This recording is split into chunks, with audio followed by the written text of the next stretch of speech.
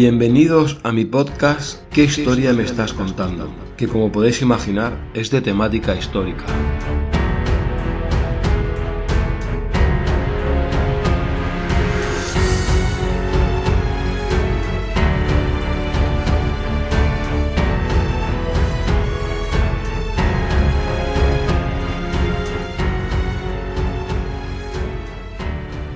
Hola de nuevo amigos. A continuación comenzaremos con el tercer capítulo del podcast. Antes de nada, perdonad el retraso. Intentaré que no se repita otra vez. Pues vamos a ello. Como he recibido comentarios en los que me decís que ha gustado bastante el formato usado en el segundo capítulo, eso de hacerlos temáticos, he pensado repetir la fórmula en este nuevo. Para este tercer capítulo vamos a ponernos el sombrero, la cartuchera y montaremos en nuestro caballo, ya que atravesaremos las enormes praderas del salvaje oeste americano, aunque en el capítulo averiguaréis cómo 100 y pico de años antes, de la época explicada en los westerns de Hollywood, ya iban unos españolitos por esas tierras peleándose con los apaches y con un armamento muy inferior al del 7º de caballería. Así que hablaremos de Texas, Nuevo México, Arizona, California y de bastantes ciudades que, como ya he comentado, antes de que apareciera un vaquero anglosajón por allí, nosotros ya habíamos dado bastante, como diría Churchill, sangre, sudor y lágrimas.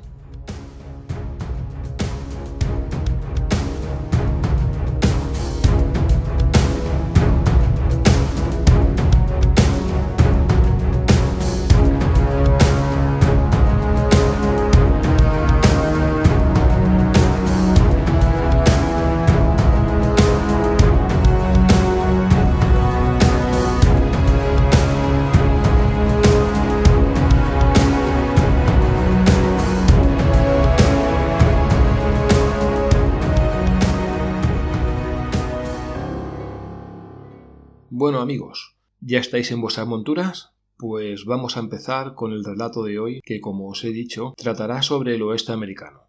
En esta ocasión no hablaré de un hecho concreto, sino más bien de varios, o mejor dicho, os explicaré un poco de la historia de una unidad especial del ejército español en Nueva España, regimiento poco conocido, pero que consiguió mantener a raya durante casi 150 años a todas las tribus indias que conocemos gracias al cine. Vamos, nuestro 7º de caballería. Para que os hagáis una idea de lo que quiero plantear en este relato, voy a poner un ejemplo. Jerónimo, el último gran jefe indio apache, en 1866 se rindió junto a sus últimos 30 guerreros al ejército que el gobierno de los Estados Unidos había enviado para capturarle. Ese ejército estaba formado por unos 5.000 hombres fuertemente armados con rifles de repetición. Pues ahora podéis comparar con los soldados de la unidad de la que vamos a hablar. Como he comentado antes, nuestro relato empieza unos 150 años antes de ese hecho, cuando el Reino de España controlaba todo el oeste americano, desde el río Mississippi hasta el Océano Pacífico, una frontera que abarcaba unos 6.000 kilómetros aproximadamente y muy difíciles de controlar, sobre todo por la gran cantidad de tribus indias hostiles al hombre blanco que habitaban en ella. Nombres como Apache, Comanche, Sioux, Navajo, Chiricahua, que conoceréis por los western. Pues bien, cuando España decide realizar un control más efectivo de todo el territorio, mandando colonos o creando misiones religiosas para que los frailes evangelizaran a los indios, los encargados de hacerlo se dieron cuenta que los soldados enviados desde Europa a esas tierras, los dragones, no eran aptos para ese objetivo. En ese clima desértico, de poco valía las pesadas corazas metálicas y sus cascos de acero. Las tropas españolas se debieron ir adaptando poco a poco. Cambiaron sus uniformes, sus armas, sus cascos a las condiciones del terreno, del clima y sobre todo del peligroso enemigo. En ese momento es cuando se crea la unidad de la que vamos a hablar, los dragones de cuera. Estas unidades reclutaban a sus soldados voluntariamente y debían servir al menos 10 años, tener más de 16 años, medir más de 1,5 metros y, algo muy importante en esa época, ser católicos. Al principio, solo el 50% eran españoles peninsulares. El resto era una mezcla de mestizos, mulatos e incluso también había algunos indios aliados. Solo los oficiales eran europeos, y no solo españoles. Allí sirvieron sobre todo italianos, valones, irlandeses y alemanes. Pasados algunos años, prácticamente todos los soldados eran nacidos en Nueva España, por lo que ya estaban adaptados al clima. Como os he comentado antes, una de las modificaciones importantes fue en el uniforme. Importante porque este cambio les dio el nombre, de cuera. Se llamaban así porque su uniforme se basaba en prendas de cuero, sobre todo un abrigo largo sin mangas hecho con 7 capas de piel, ya que habían comprobado que ese material era muy resistente a las flechas indias. El sombrero también es muy característico, de cuero endurecido porque ofrecía protección a las flechas y al clima, tanto al frío de la noche como al caluroso día. El armamento es lo más curioso de todo. Como os he dicho, la adaptación de estas unidades a la lucha con los indios hizo que variara hasta la forma de patrullar. Por ejemplo, cada soldado debía llevar 6 caballos y una mula, cada vez que salían a capturar alguna partida de indios levantiscos. Con el tiempo, las armas más o menos reglamentarias fueron una espada ancha, una lanza, una adagarda o escudo también de cuero, una escopeta y unas pistolas. Algunos dragones usaban a menudo arcos con flechas, cambiándolos por las pistolas. El arco se había demostrado más útil cuando debían perseguir a los indios, ya que en combate podían usarlo más veces que las pistolas. Como curiosidad, os comento algo que me impactó cuando lo escuché la primera vez, y es el lema que grababan en sus espadas. Decía así: «No me saques sin razón, no me envaines sin honor». Sin duda una declaración de principios digna de estos duros hombres. Bueno, pero vuelvo al relato, que me voy sin darme cuenta. La organización de los dragones inicialmente estaba formada por compañías que tenían entre 15 y 50 hombres, pero cuanto más se iban implantando en el territorio y se fundaban nuevos presidios, las unidades pasaron a tener entre 30 y 100 hombres, dependiendo de la importancia del presidio. Otra aclaración más. Estos presidios de los que hablo no eran cárceles, como los podríamos conocer ahora. Eran lo que podríamos llamar un fuerte o una fortificación construida junto a una población, que servía para mantener cierto control en el territorio más cercano, así como para vigilar las comunicaciones entre las diversas poblaciones y escoltar a las caravanas de colonos que se iban asentando en nuevas tierras. Cuando capturaban a algún indio o delincuente, se decía que lo llevaban al presidio, o sea, al fuerte. De ahí que con el paso del tiempo nos ha llegado ese significado equivalente a cárcel. Algunos de estos presidios son ahora ciudades importantes de los Estados Unidos, como Tucson, San Antonio, Monterrey, El Paso, etc. Bueno, aclarado que no eran cárceles estos presidios, sino fuertes, comentaros que la dispersión en un territorio tan grande hizo que las expediciones de castigo casi nunca sobrepasaran los 600 o 700 soldados. Ahora podéis compararlo con lo que os comentaba al principio con el ejército americano y sus 5.000 hombres para acabar una revuelta de una sola tribu. Imaginad el trabajo que debían realizar estos hombres para mantener las fronteras seguras ante miles de guerreros indios. Cuando les llegaba aviso de algún ataque indio a los ranchos cercanos, debían salir a toda velocidad con sus caballos y armas, porque la expedición podía durar semanas o meses. Lo habitual era que no pararan la persecución hasta que dieran alcance a los indios. Con respecto a los hechos militares, su historia está repleta de acciones, no solo exitosas, sino increíbles, sobre todo por las escasas unidades con las que contaba el regimiento.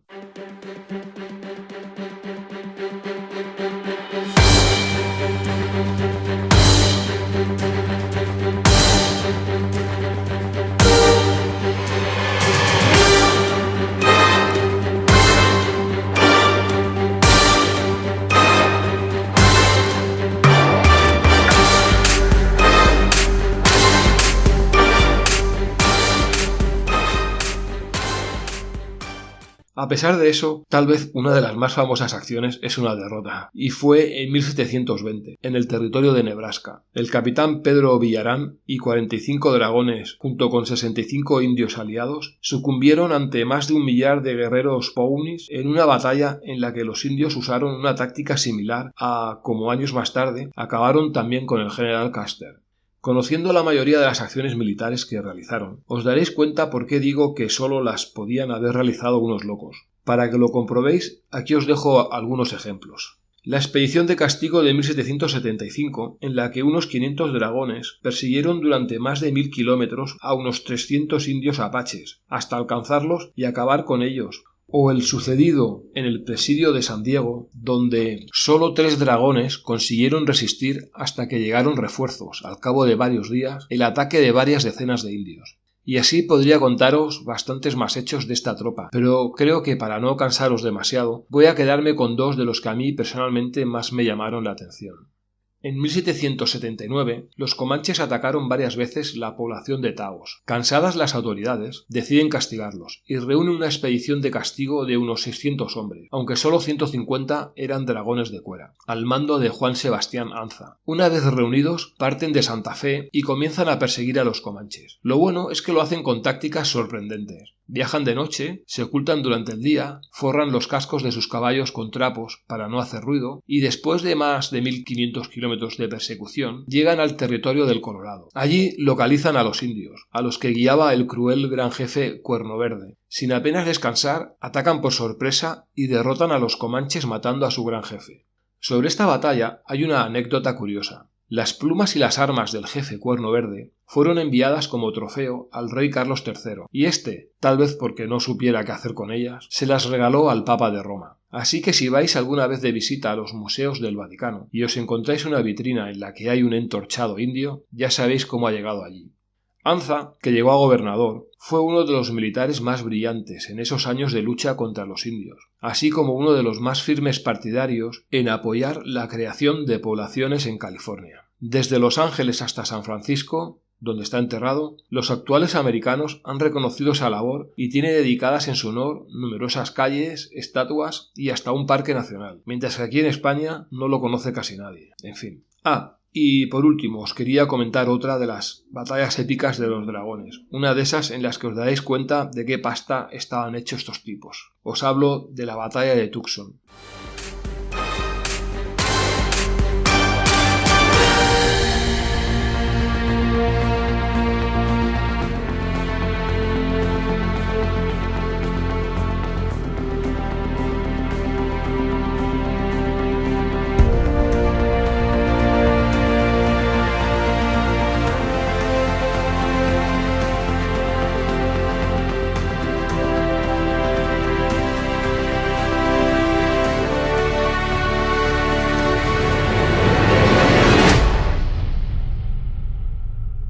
Es también el año de 1779. Tucson era uno de los presidios más al norte de la línea fronteriza, lo que le hacía vulnerable a los asaltos indios. Con una empalizada defensiva a medio hacer y las casas de los casi un centenar de colonos muy dispersas, hacía muy difícil su defensa. El destacamento militar era de unos 45 soldados, con casi 230 caballos, pero ese día solo se encontraban 15 soldados y el capitán Pedro Allende al frente del presidio. Allende era un veterano oficial de la guerra con Portugal y del norte de África contra el Moro. La ciudad fue sitiada por unos 350 indios apaches, que les pidieron ganado y caballos a cambio de no atacar el presidio. Allende se niega a pagar el tributo, y mientras los indios preparaban su campamento, confiados en su superioridad numérica y en un pronto ataque, el oficial español reúne a sus 15 soldados, los arma con sus lanzas y con todo el armamento del que disponen, ordena cargar y se lanzan al galope sobre el campamento indio, que, sorprendidos y sin dar crédito a lo que veían, no ofrecieron resistencia y huyeron. Los dragones con sus lanzas causan decenas de muertos entre los indios, mientras que los españoles no sufren ninguna baja entre sus filas.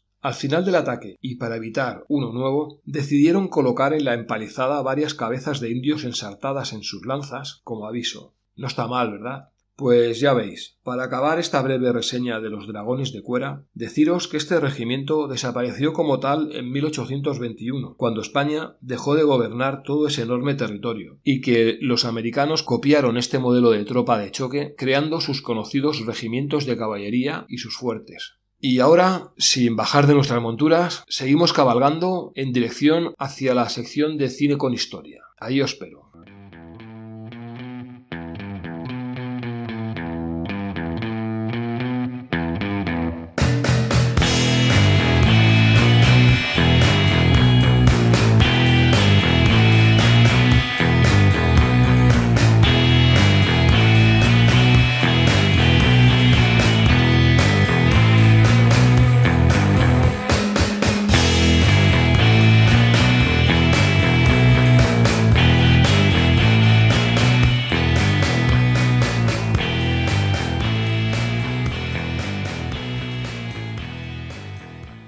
Seguimos cabalgando, esta vez por el inmenso territorio de Texas, del que hemos hablado en nuestro relato, mientras entramos de lleno en la sección de cine.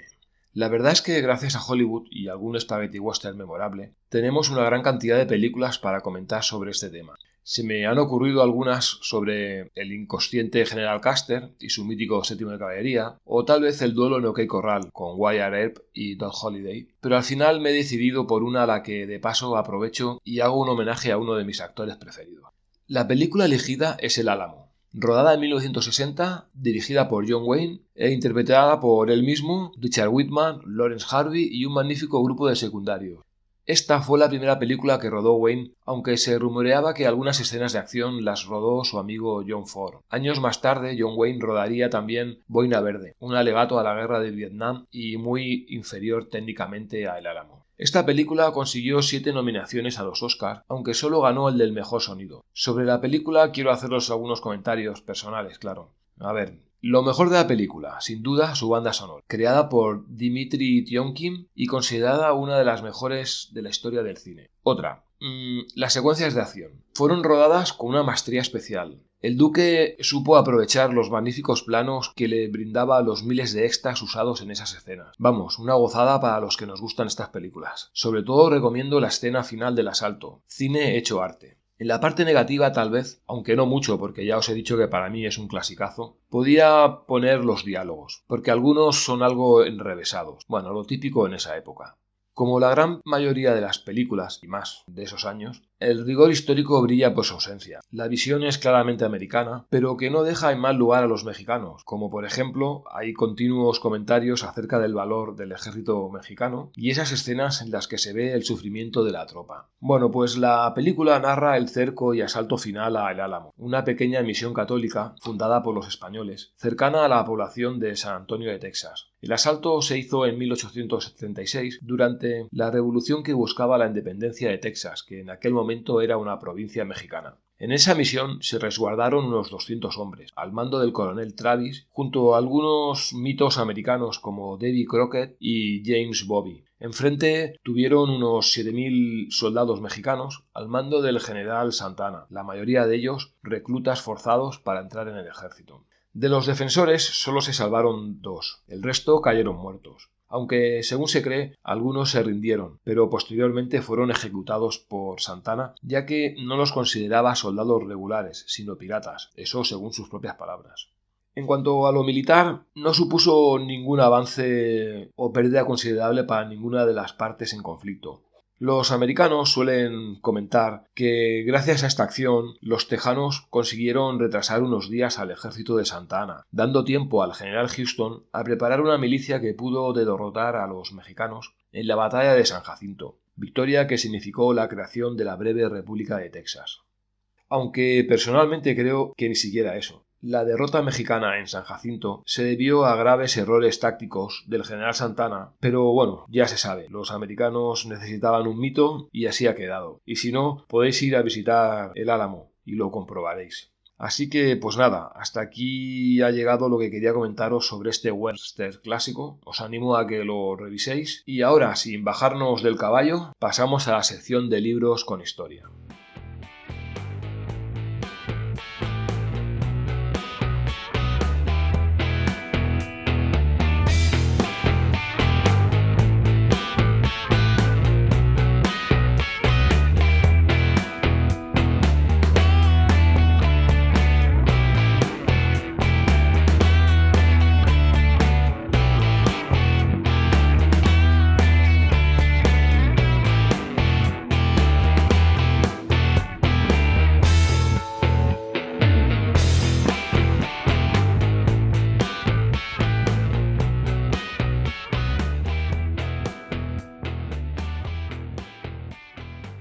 Bueno, pues ya estamos en la sección literaria y seguimos cabalgando por las praderas. La verdad es que también en esta sección me ha sido difícil decidirme por una novela. Tal vez, y siguiendo con el tema del relato, hubiese sido mejor que me hubiese decantado por la trilogía, entretenida al 100%, os la recomiendo, que ha escrito Albert Vázquez sobre los dragones de Cuera, con títulos tan sugerentes como Resiste Tucson, Largo camino hacia Zuni Pueblo y Guerras mezcaleras en Río Grande. Pero al final me he decidido por otra novela que trata sobre ellos, pero que amplía la acción hasta Alaska. Sí, por si no lo sabíais, Alaska también fue española. El libro se llama Comanche, el autor Jesús Maeso de la Torre, y se editó recientemente, en septiembre del 2018. Sobre el autor, Comentaros que es de Úbeda y que nació en 1949. Estudió magisterio en esa misma ciudad, se licenció en filosofía y en historia en la ciudad de Cádiz, donde reside y ejerce la docencia. Apasionado de la divulgación histórica, ha escrito también poesía. Entre sus libros más conocidos están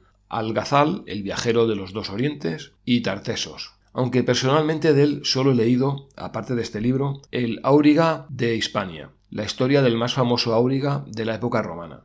Ha ganado bastantes premios literarios, como el Premio Nacional de Novela Histórica 2018, Premio a las Letras Canal Sur del 2012, Premio Ciudad de Cartagena 2011 y otros muchos. Bueno, y sobre el libro, pues comentaros que básicamente es una novela de aventuras, con retazos históricos, aunque por lo que he podido comprobar con algunas anotaciones personales, con algún error, pero que una vez metido en las 500 páginas del libro, que se hace corto realmente, tampoco es algo importante dentro del relato. Sobre esto, comentaros que siempre he pensado que si realmente quieres aprender historia, no leas novelas, lee ensayo, eso está claro. Bien, pues ya que estamos para contar la presencia española en Estados Unidos, esta novela es ideal. A través de tres personajes, el capitán de dragones Martín de Arellano, una joven apache llamada Wasaki y la princesa Aolani del pueblo Aleuta, indígena de Alaska, hace un amplio repaso a esas décadas del siglo XVIII, reviviendo las luchas entre los dragones y los indios, la vida en los presidios y el gran esfuerzo que hizo España para mantener el dominio en esos enormes territorios. También destacable en la novela es la narración que hace el autor sobre las intrigas en la corte del virrey de Nueva España y en la capital, Madrid, donde se aprecian las luchas internas por el poder entre los partidarios de Aranda y los de Floridablanca, los dos ministros de Carlos III. Todo esto unido a las relaciones amorosas que tiene el protagonista con las dos jóvenes indias. Durante la lectura de la novela nos explica hechos reales donde los dragones de Cuera demostraron, como os he comentado en la anterior sección del relato, ser una tropa, como diríamos ahora, de élite. Nos habla del asalto comanche al presidio de San Saba, la batalla del Ojo Caliente y la muerte del gran jefe de Cuerno Verde. En fin, resumiendo, si en una novela buscas que sea de lectura amena, entretenida y que por momentos te resulte difícil soltar el libro, pues esta es tu novela, te la recomiendo. Así que esto es lo que os quería comentar de esta novela, por lo que ya hemos llegado al final de este capítulo dedicado al oeste. Espero que os haya interesado y que al menos os haya servido para conocer un momento de nuestra historia al que nunca se le ha dado la suficiente importancia. Así que un saludo y nos vemos si queréis en un nuevo capítulo, en el que intentaré añadir alguna novedad más. Hasta pronto.